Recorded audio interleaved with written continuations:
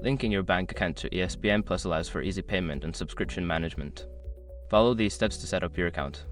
Step 1. Open the ESPN Plus app or website. Navigate to the ESPN Plus app on your device or visit the ESPN Plus website using a web browser.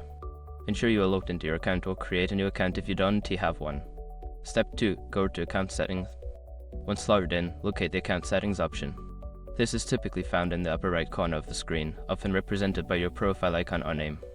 Step 3. Select Payment Information. In the Account Settings menu, look for the Payment or Billing section. Click on this option to access your current payment method and the option to add a new one. Step 4. Add bank account details. Choose the option to add a new payment method. Enter your bank account details as prompted, including your account number and routing number. Ensure all information is accurate to avoid any issues. Step 5. Confirm and save changes. After entering your bank account information, review the details for accuracy. Once confirmed, save the changes to link your bank account to your ESPN Plus subscription. Now you are all set to enjoy your ESPN Plus subscription with your bank account linked for easy payments.